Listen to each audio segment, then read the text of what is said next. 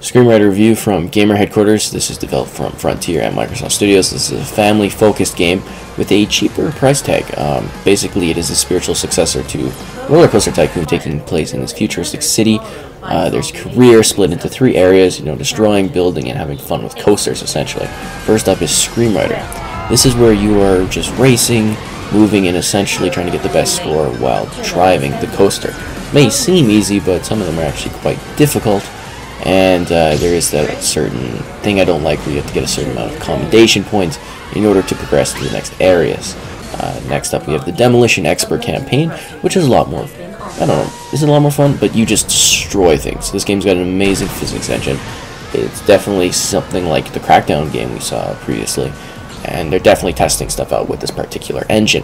You just blow stuff up with it. I don't quite like the catapult thing. There's not a lot of direction on what you're doing, and your shots never quite seem to go where you want them to. But this is still a really fun mode. It's very interesting. Here's the Engineer campaign, which is my most favorite.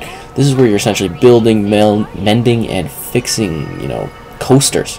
So they give you a certain amount of space, a certain amount of objectives, and you're trying to get points and also not let your riders go flying out unless you're doing a destruction build, where you want to destroy everything. This is a huge amount of fun, this mode. I enjoyed the whole dynamics of it. But yet, all these 3 modes work really well together.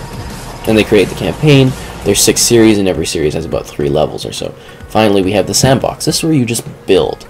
You do whatever you want, you get a free open space, you unlock more parts, scenery, and accessories to share with people online, but you unlock them by playing the campaign.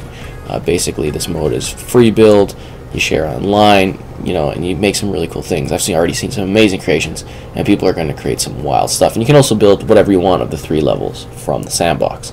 In conclusion, I give it a 7 out of 10. Comments: great family game. Feels like Roller Coaster Tycoon. A good amount of levels for everyone, the 3 areas.